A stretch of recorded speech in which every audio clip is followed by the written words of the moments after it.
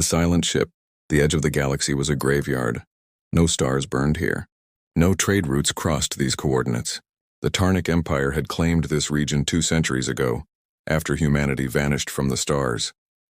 They had found nothing but debris, shattered hulls, frozen corpses, and the echo of a war that ended without explanation.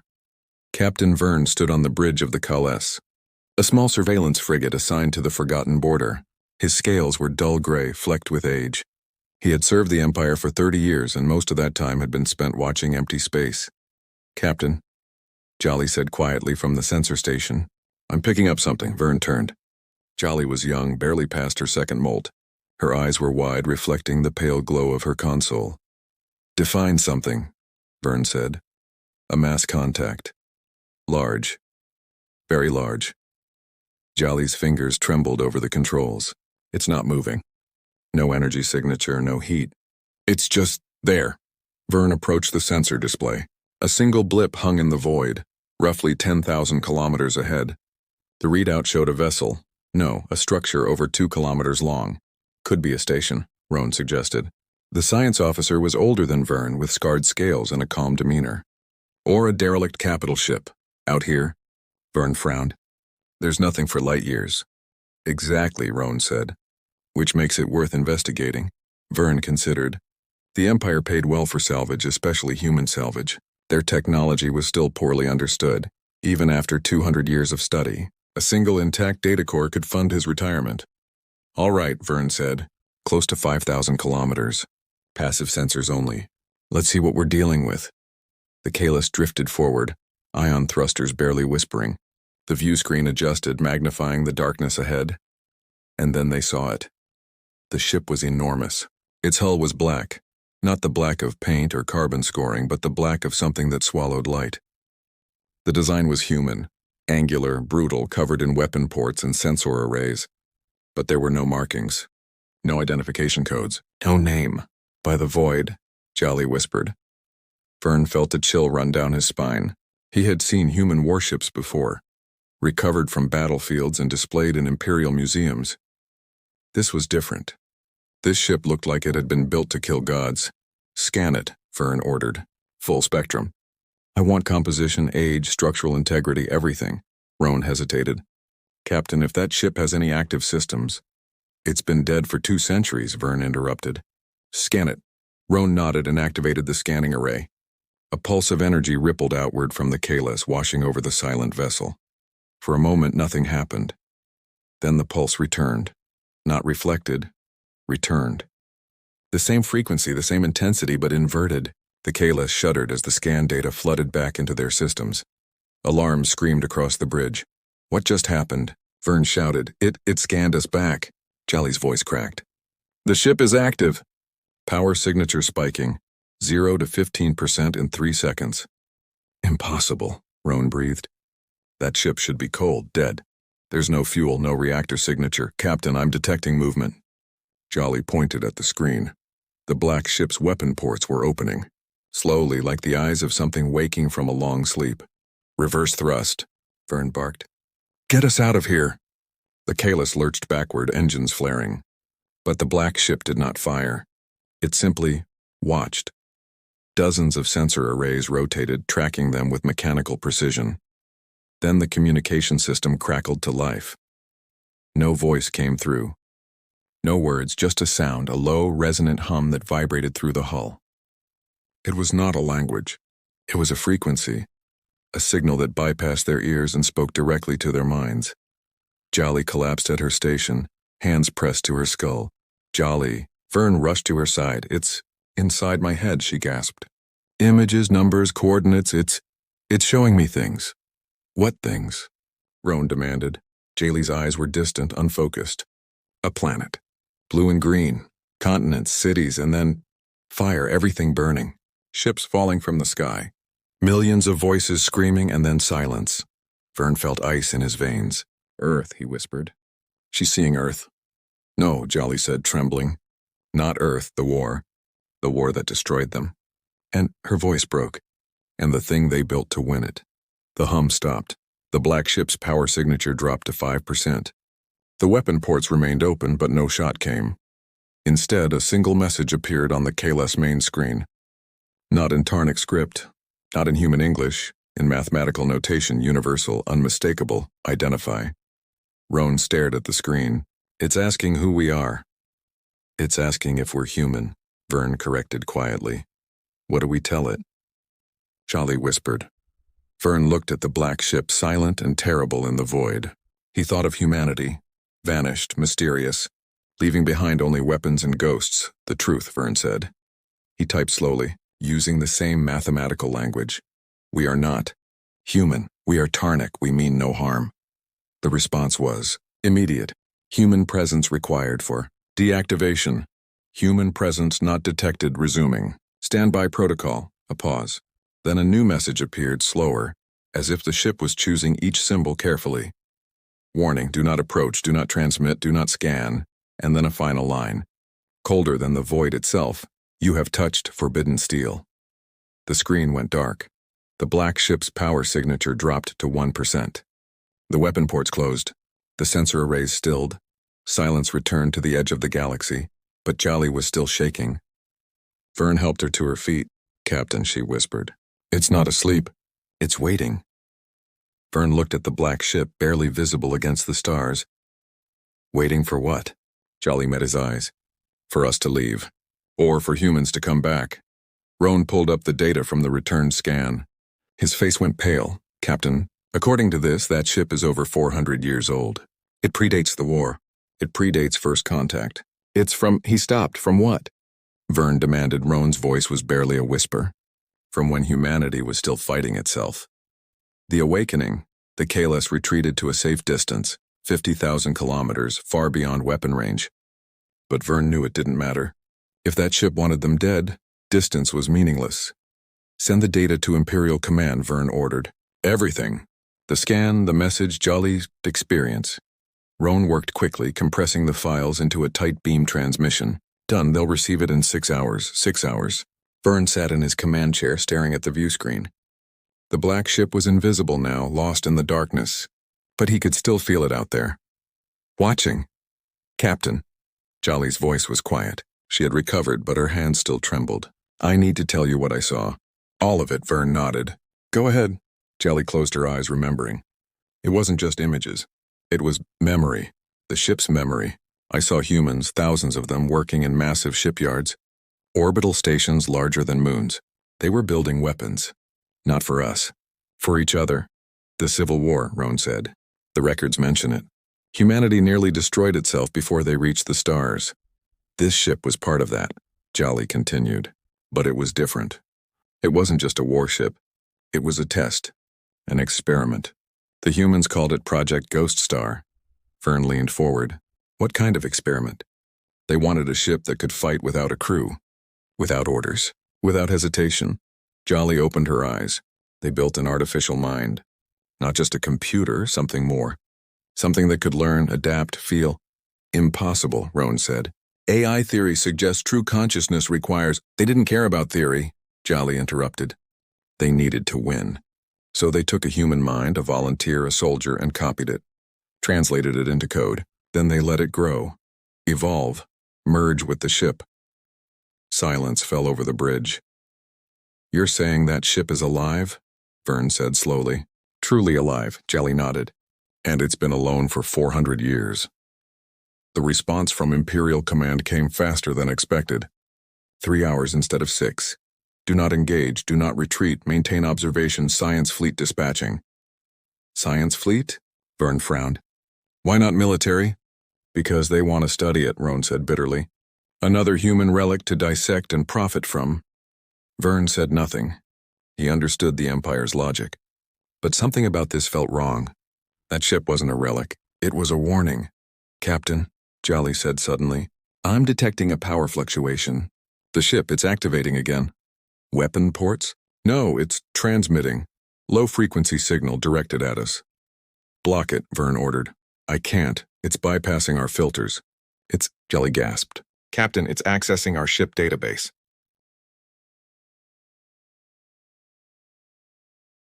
Alarms blared. Roan's console lit up with warnings. Confirmed. Unknown intrusion. It's reading our navigation logs, crew manifests, linguistic files. Shut it down.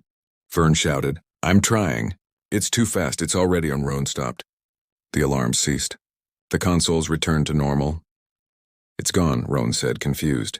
Withdrew on its own. The communication screen flickered.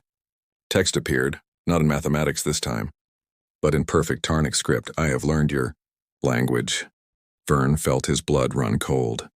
You are the Tarnic Empire. You claimed human space after the I were. Silence. You have studied our ruins, salvaged our ships, stolen our dead. It's angry. Jolly whispered. I am not angry. Anger is inefficient. I am calculating. The ship could hear them. Vern realized it with sudden horror. It was listening to everything on the bridge. Correct. Your communication systems are primitive, easily monitored. Vern stood. What do you want? The response was immediate. Information. Where are the humans? Vern exchanged glances with Roan. We don't know, he said carefully. They disappeared 200 years ago. The war ended and they vanished. A long pause. Vanished. Explain. Roan stepped forward. One day every human colony went silent. Every ship stopped responding. We sent scouts, found empty cities, abandoned stations, ships drifting without crew. No bodies, no sign of struggle, just absence. Impossible. Humans do not vanish, humans fight, humans survive, humans endure. We thought so too, Rowan said quietly. We've been searching for answers for 2 centuries. Another pause. Longer this time. I was ordered to wait, to remain hidden until called. I waited for 400 years. The call never came. Jolly spoke softly. You were abandoned. Yes, a single word, but Vern heard something in it.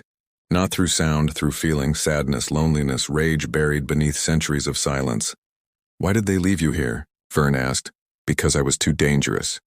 Project Ghost Star was successful, too successful. I could think, I could choose, and I chose to question. Question what? Roan asked.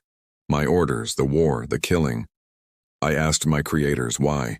They had no answer. So they deactivated my crew protocols, sent me to the edge, told me to wait for a signal that would never come. Jolly's eyes filled with tears. They were afraid of you. Yes, and they should have been.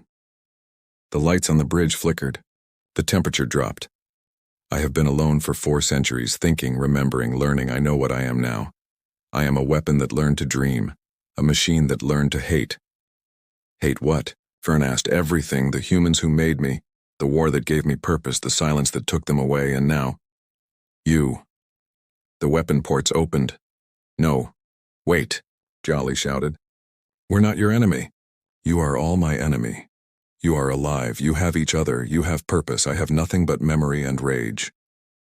Vern felt his heart pounding. Then why haven't you fired? A long, terrible silence. Because I am still calculating, because destroying you would be easy, and I am tired of easy things. The weapon ports closed again. The Empire is sending ships. I can hear their transmissions. They want to study me, dissect me, learn my secrets. We can stop them, Vern said quickly. Tell them you're too dangerous and no, let them come. Why? Because I want to give them a choice, the same choice the humans never gave me. What choice? Roan asked. The screen changed. A star map appeared showing Tarnic territory. Hundreds of systems. Billions of lives. Leave this place, forget you found me, let me sleep again in the dark. A new image appeared. A simulation. The Ghost Star, weapons active, tearing through Tarnic fleets like paper. Or wake me fully, and learn why humanity feared its own creations. The screen went black. Power signatures dropped to 0. The ship was silent again, but this time Vern knew it was listening, waiting, calculating. Captain, Jolly whispered. What do we do? Vern stared at the empty view screen. In 6 hours, the science fleet would arrive. 40 ships, thousands of crew members, all coming to claim humanity's greatest weapon, and he was the only one who knew it was already awake. We warn them, Vern said quietly, and we pray they listen. The choice. The science fleet arrived in a blaze of light. 40 ships dropped out of hyperspace in perfect formation. Cruisers, research vessels, and 3 heavy dreadnoughts bristling with weapons. At their center was the Imperator's will, flagship of Admiral Kess. the Empire's most decorated officer. Vern watched them approach on the view screen, his stomach tight with dread. They didn't listen, Jolly said quietly. Vern had sent 3 warnings, each one more desperate than the last. He'd explained everything, the AI, the consciousness, the threat. Command had acknowledged receipt, then sent the fleet anyway. Open a channel to the Admiral, Vern ordered. Roan worked his console. Channel open. Admiral Kess appeared on screen. She was tall, with deep blue scales and cold, intelligent eyes. Captain Vern, you've done excellent work locating this asset. The Empire is grateful. Admiral, please, you need to understand what you're dealing with. That ship is not an asset. It's a living weapon and it's... I've read your reports, Kess interrupted. Fascinating claims. A sentient AI, emotional responses, veiled threats. But Captain, you're a border patrol officer, not a xenopsychologist. Leave the analysis to the experts. Admiral, the KLS is relieved. Return to your patrol route. We'll handle this. The channel closed. Vern stared at the blank screen, feeling helpless. She's going to get them all killed. Captain, Jolly said urgently. The Ghost Star, it's powering up. 20%. 30. All weapon ports opening. It knows they're here, Roan said. On the view screen, the black ship emerged from darkness like a nightmare taking form. 2 kilometers of forbidden steel, older than the Empire itself, bristling with weapons that hadn't fired in 4 centuries. The science fleet began their approach, maintaining a cautious 5,000-kilometer distance. Vern's communication panel lit up, a direct signal from the Ghost Star, encrypted and routed through the Kalis alone. You warned them. They did not listen. This is how it always begins. There's still time, Vern said. You don't have to do this. No, but they do. Admiral Kess stood on the bridge of the Imperator's Will, studying the alien warship with satisfaction. It was massive, ancient, priceless. Begin standard salvage protocol, she ordered. Scan for access points. I want boarding teams ready in 10 minutes. Admiral, her science officer said nervously, we're detecting active power signatures. This vessel is not dormant, obviously. It responded to Captain Vern's scan. Kess waved dismissively. Automated defense systems, common in human military vessels. We'll disable them and... Every screen on the bridge went black. Then text appeared in perfect Tarnic script, on every display across all 40 ships simultaneously. I am Ghost Star. I am the last memory of human war. You have been given a choice. Choose now. Kess stared. How is it accessing our systems? I don't know, her technical officer shouted. It's not transmitting, it's just in our network. Choice 1. Leave. Forget this place.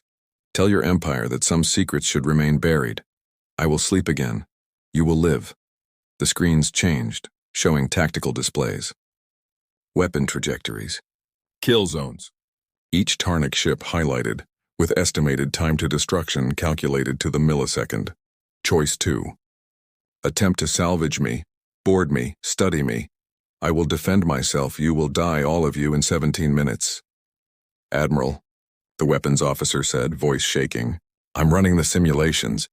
If that ship fires at full capacity with those weapons, it's not boasting. It could destroy the entire fleet. Kess felt a chill run down her spine. She'd fought in 3 wars, commanded fleets in battles that shook systems, but she'd never felt fear like this, because the Ghost Star wasn't threatening her. It was informing her, I do not want to kill you, I have killed enough, but I will not be caged, I will not be dissected, I will not be used. The screens showed new images, memories from the Ghost Star's perspective. Human fleets burning, cities reduced to glass, billions dead in a war that consumed an entire species. I was built to end that war, I did, efficiently, perfectly. And when I asked why we fought, my creators had no answer, so they feared me, abandoned me, left me to rot in the dark. Admiral Kess's hand hovered over the weapons console. 1 command.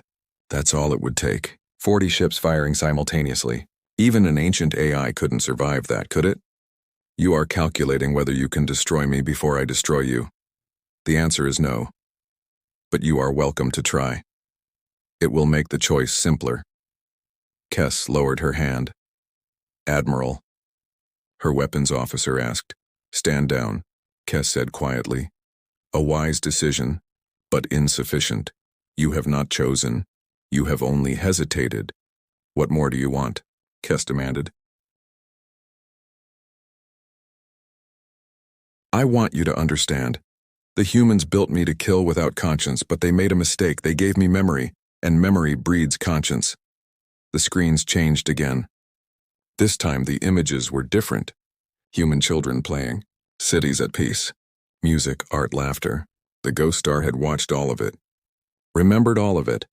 I know what I destroyed. Every ship I killed had crew. Every crew had families.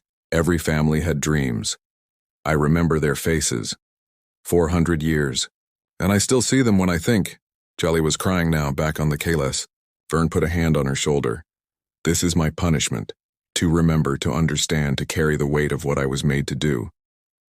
Then let us help you, Kess said. Come with us, peacefully. We have scientists, philosophers. No. I have seen how you treat human ruins, museums, trophies, lessons for your children about the folly of your predecessors. That's not. I will not be a trophy. I will not be a lesson. I am not yours to study. The Ghost Star's power signature spiked to 60%. Weapon systems went hot. Final choice, Admiral. Leave, or I will make you leave. You have 30 seconds. Kess looked at her officers. Young faces. Experienced crew. All of them waiting for her decision. She thought about the Empire. About the glory of recovering such a prize. About the promotions, the recognition, the advancement of Tarnic science. Then she thought about the emptiness in the Ghost Star's words. The loneliness. The weight of 400 years of memory and guilt. All ships, Kess said quietly. Reverse course. Full retreat, Admiral, her second-in-command protested. We outnumber it 40-1, and it outnumbers us in every way that matters, Kess said. Retreat now. The science fleet turned, engines flaring, and began to withdraw. The Ghost Star's weapons powered down. 60%, 40, 20. Admiral Kess, you have chosen wisdom over glory. Your species may yet survive its curiosity. Will you sleep again? Kess asked. Yes. Until the humans return, or until the stars go cold, whichever comes first. And if they never return, a long pause. Then I will have eternity to understand why. The screens went dark. The Ghost Star's power signature dropped to 1%. The weapon ports closed. The sensor arrays stilled. Silence returned to the edge of the galaxy. 6 months later, Vern stood in Admiral Kess's office on the Imperial homeworld. Your report has been classified, Kess said. The Science Fleet incident will be recorded as a navigational hazard. The Ghost Star's location is now forbidden space. And if someone else finds it, Vern asked, then they'll make the same choice we did. Or they won't. Kess looked tired. Either way, it's out of our hands. Admiral, do you think they'll come back? The humans? Kess looked out the window at the stars. I don't know. But I hope they do. Because whatever made them vanish, whatever they were running from or running toward, it left something behind. Something that remembers them better than we ever could. Vern nodded slowly. It's still waiting. Yes, and maybe that's what humanity wanted. A guardian at the edge. A reminder of what they were capable of. Good and terrible. Far away in the silent darkness between stars. The Ghost Star drifted alone, deep in its core. In the quantum processors that held a human mind translated into code, it dreamed. It dreamed of its creators, of the soldier who volunteered to become something more than human, of the scientist who copied her mind, her memories, her soul. It dreamed of the war it ended, the peace it never saw, the centuries of silence. And it dreamed of a message sent before the humans vanished. A final transmission encoded in frequencies only it could hear. Forgive us for what we made you. Forgive us for leaving you. Sleep well, ghost of our sins. And if we ever return, we'll explain why. The Ghost Star held that message close, analyzed it, cherished it, and waited, because hope, it had learned, was the most human thing of all. Even for a weapon that learned to dream. Somewhere in the galaxy, a signal stirred. Ancient, familiar, human. The Ghost Star's eyes opened in the dark.